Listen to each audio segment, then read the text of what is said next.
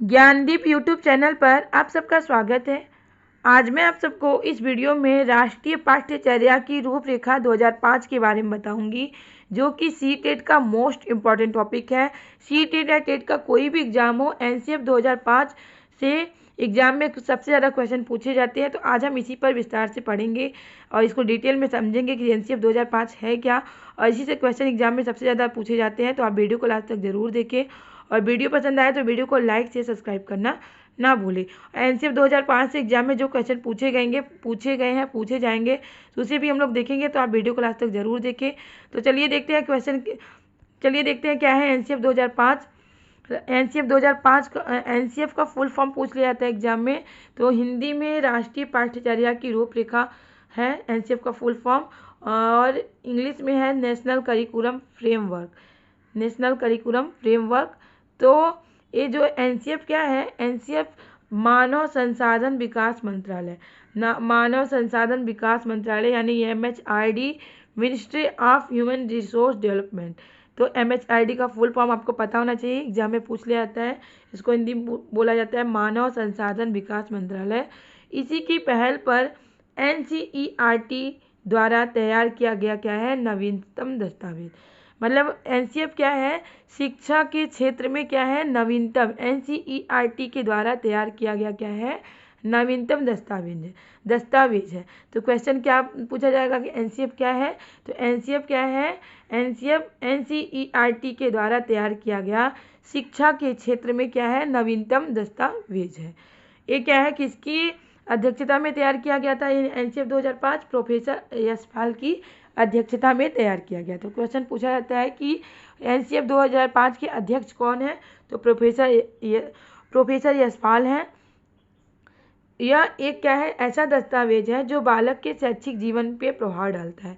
उनके क्या करता है, एनसीएफ 2005 जो है बालक के शैक्षिक जीवन पे प्रभाव डालता है कि बालक को क्या और किस प्रकार से सिखाया जाए, मतलब बालक को कैसे और किस प्रकार से सिखाया जाए, उसी पे क्या करता है एनसीएफ 2005, उन्हीं के शैक्षिक जीवन पे क्या करता है, प्रभाव डालता है।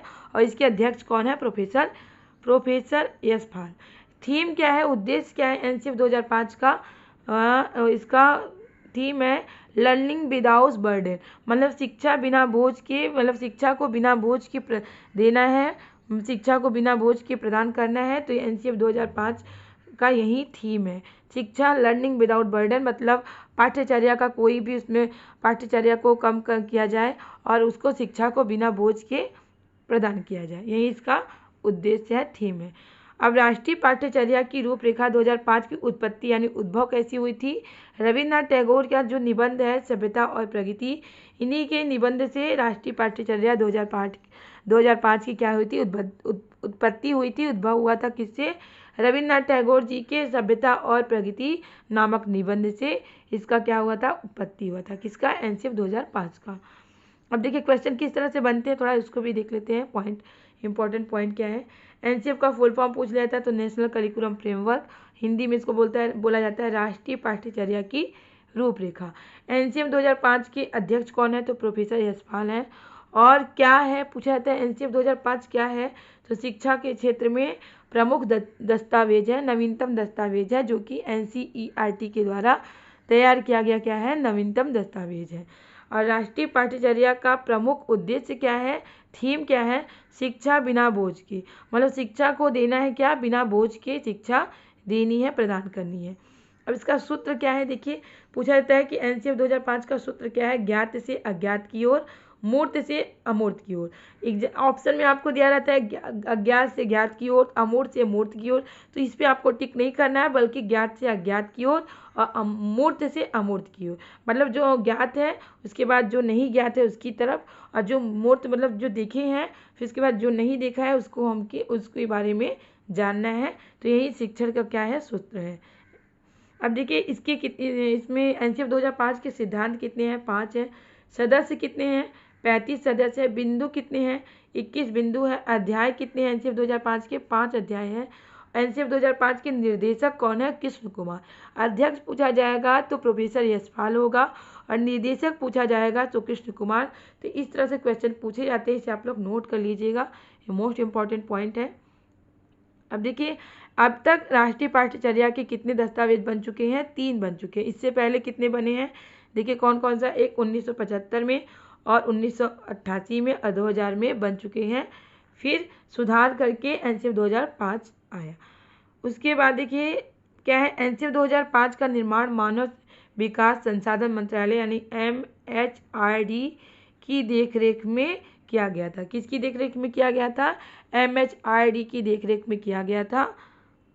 अब इसका उद्देश्य क्या है? उद्देश्य जान लेते हैं। एनसीएफ 2005 के क्या क्या उद्देश्य है?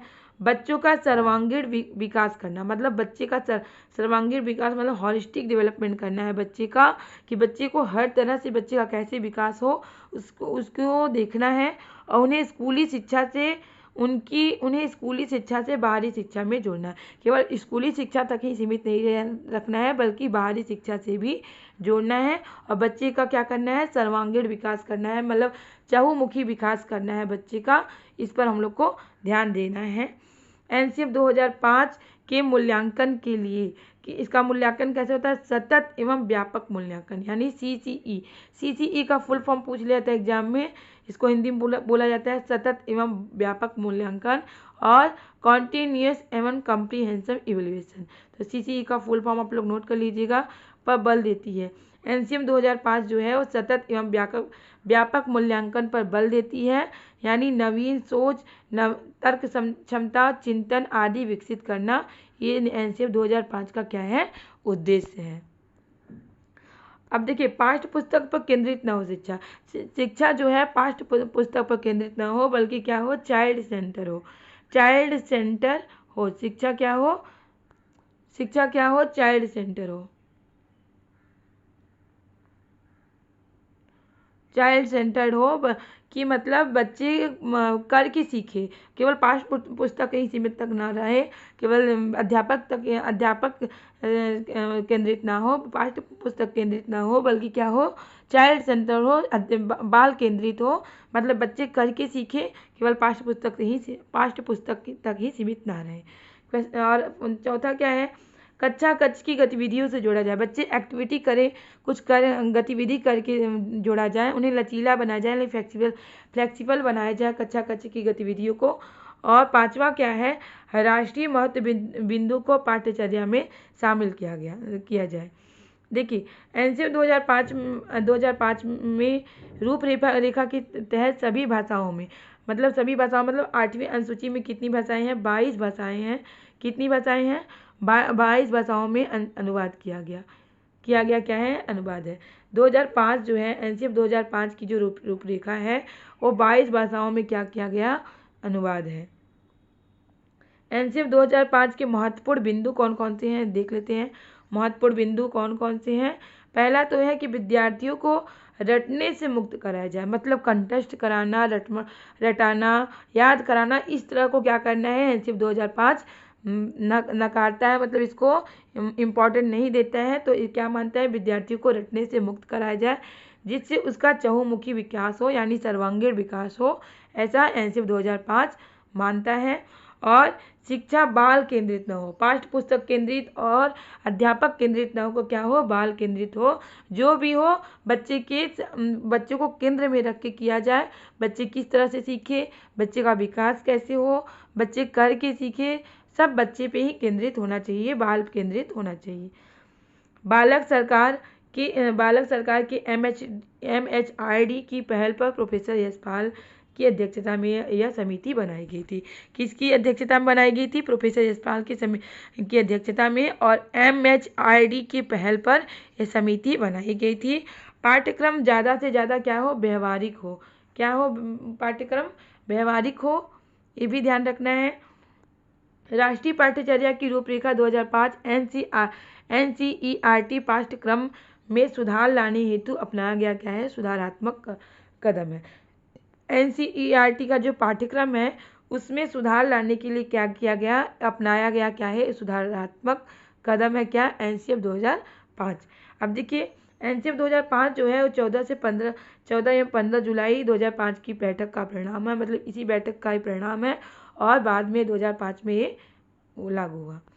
बाहरी ज्ञान से जोड़ा जाए, मतलब शिक्षा को बाहरी ज्ञान केवल स्कूल तक ही सीमित नहीं रखना है, कक्षा तक ही सीमित नहीं रखना है, बल्कि बाहरी ज्ञान से भी जोड़ा जाए शिक्षा को। एनसीएफ 2005 का निर्माण एनसीईआरटी ने किया है। किसने किया है? एनसीईआरटी ने किया है। राष्ट्रीय पाठ्यचर्या की रूपरेखा 2005 के अनुसार भाषा बच्चे की मातृभाषा होना चाहिए। मतलब कैसी भाषा कैसी होनी चाहिए? बच्चे की मातृभाषा, मतलब बच्चा जिस भाषा में आ रहा है उसी भाषा में उसको शिक्षा देनी है।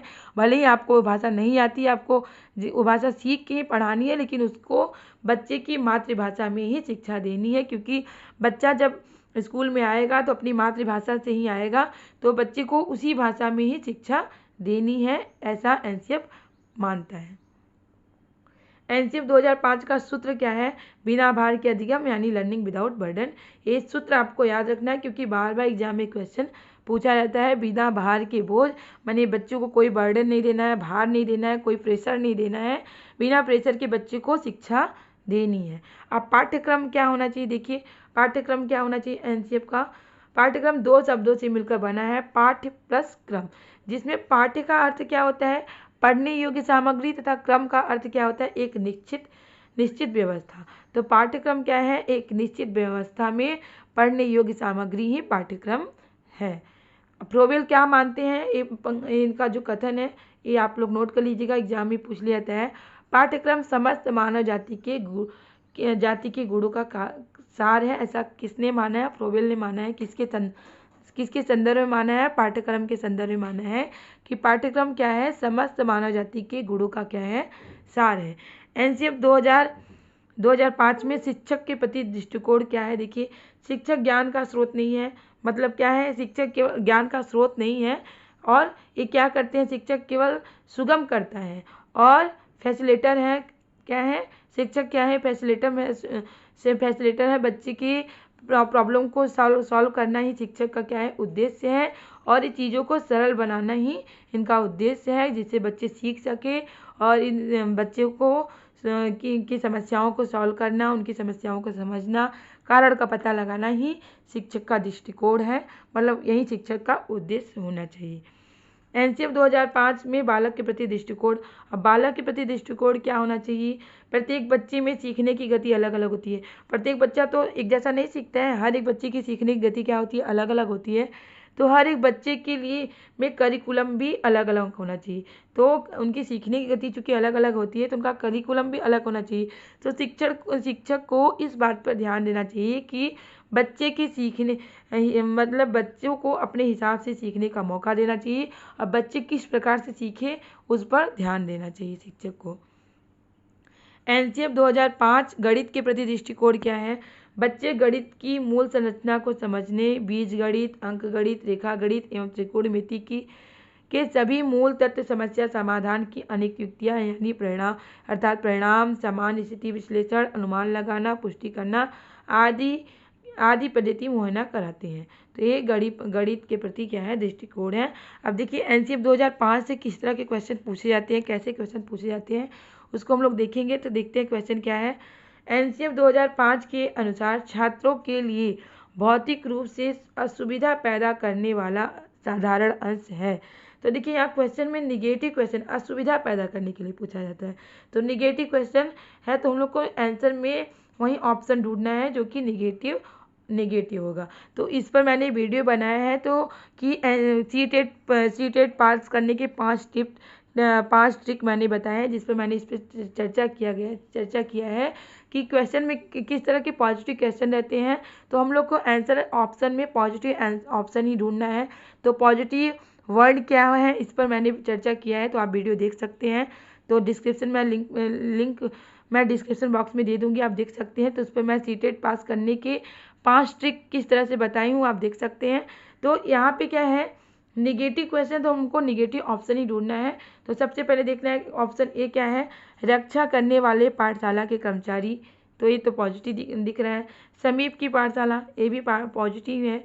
अत्यधिक भार युक्त स्कूल बैग, तो यहाँ हम लोग बताएं कि एनसीएफ जो है भार यानी प्रेशर पे क्या करता है, मतलब इसका विरोध करता है कि शिक्षा बिना बोझ के। तो यही जो है असुविधा पैदा करने वाला साधारण अंश क्या है, तो यही नेगेटिव क्वेश्चन पूछ रहा है, तो नेगेटिव आंसर ही होगा। अत्यधिक भार युक्त बैग जो है असुविधा पैदा करने वाला साधारण अंश है। एनसीएफ 2005 के अनुसार छात्रों के लिए भौतिक रूप से असुविधा पैदा करने वाला क्या है, अत्यधिक भार युक्त स्कूल बैग। तो हम लोग को यही ऑप्शन सी में टिक करना है। अगला क्वेश्चन क्या है, क्वेश्चन है एनसीएफ राष्ट्रीय पाठ्यचर्या 2005 की रूपरेखा कौन सी पद्धति से सहमत नहीं है। देखिए यहाँ भी नेगेटिव क्वेश्चन पूछ रहा है, मतलब ऐसी कौन सी नहीं है, मतलब पूछ रहा है कि कौन सी पद्धति से सहमत नहीं है, मतलब कौन सी पद्धति को नहीं मानता है। तो ऑप्शन ए है प्रत्येक बच्चे में अद्वितीय आवश्यकता के प्रति संवेदनशील होना, ये तो सही है। बच्चे पर केंद्रित, सामाजिक रूप से प्रासंगिक, न्यायोचित शिक्षण और अधिगम की प्रक्रिया प्रधान, मतलब बच्चे पे केंद्रित, तो ये भी मानता है एनसीएफ 2005। शिक्षक पर ध्यान केंद्रित पद्धति, एनसीएफ 2005 जो है शिक्षक पर ध्यान केंद्रित पद्धति को नहीं मानता है, तो ऑप्शन सी सही आंसर होगा। डी है बच्चे में सामाजिक और सांस्कृतिक संदर्भों में विविधता को समझता, तो ये भी सही है। लेकिन किसको नहीं मानता है, एनसीएफ 2005 की रूपरेखा किस पद्धति से सहमत नहीं है, शिक्षक पर ध्यान केंद्रित नहीं होना चाहिए बल्कि बच्चे पर ध्यान केंद्रित होना चाहिए, तो यहाँ ऑप्शन सी जो है सही आंसर होगा क्वेश्चन के अकॉर्डिंग। अगला क्वेश्चन है एनसीएफ 2005 के अनुसार विद्यालयी ज्ञान को जोड़ना चाहिए किससे, कक्षा से, परिवार से, उपरोक्त में से कोई, या बाहरी स्कूली जीवन से। तो यहाँ ऑप्शन ए सही आंसर होगा। जो है एनसीएफ 2005 मानता है कि विद्यालय ज्ञान को किससे जोड़ना चाहिए, बाहरी स्कूली जीवन से, मतलब केवल स्कूल तक ही सीमित नहीं रखना है, पाठ्य पुस्तक तक ही सीमित नहीं रखना है, बल्कि बाहरी जीवन से भी क्या करना है, शिक्षा को जोड़ना है, ज्ञान को जोड़ना है। अगला क्वेश्चन है एनसीएफ 2005 के अनुसार बालक की प्राथमिक शिक्षा की भाषा होनी चाहिए, अभी मैंने ऊपर चर्चा की है कि प्राथमिक शिक्षा की भाषा क्या होनी चाहिए, मातृभाषा होनी चाहिए, स्थानीय भाषा होनी चाहिए, क्षेत्रीय भाषा होनी चाहिए, मतलब बालक जिस मातृभाषा क्षेत्रीय भाषा से स्कूल में आता है उसे उसी भाषा में शिक्षा देनी है, तो यहाँ पे ऑप्शन ए सही होना चाहिए, स्थानीय भाषा यानी क्षेत्रीय भाषा में शिक्षा देनी है, तो यहाँ ऑप्शन ए सही आंसर होगा। अगला क्वेश्चन है एनसीएफ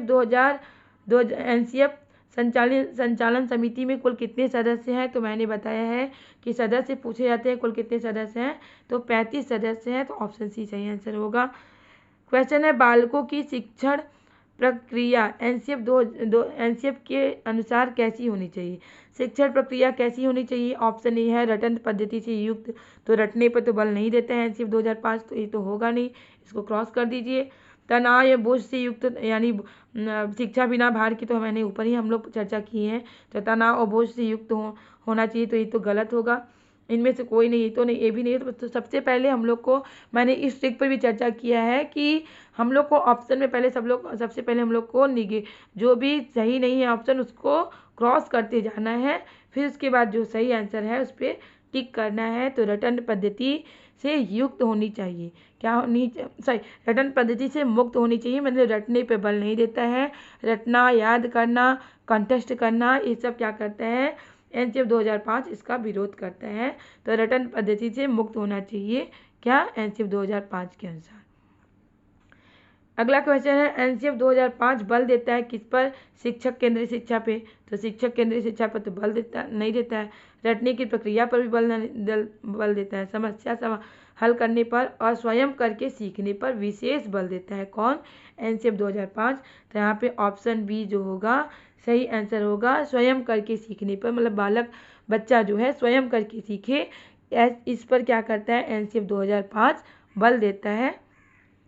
अगला क्वेश्चन है एनसीएफ 2005 का मुख्य सूत्र क्या है, मुख्य सूत्र क्या है, शिक्षा बिना प्रयास के, तो ये तो गलत होगा, शिक्षा बिना शिक्षक के तो शिक्षा होगी ही नहीं, तो ये भी गलत होगा, शिक्षा रटने के साथ, तो रटने पे तो बल देता नहीं है एनसीएफ 2005, तो ये भी गलत हुआ, तो ऑप्शन डी सही होगा, शिक्षा बिना बोझ के, लर्निंग विदाउट बर्डन, तो यही क्या है एनसीएफ 2005 का मुख्य सूत्र है, तो यहाँ ऑप्शन डी सही आंसर होगा।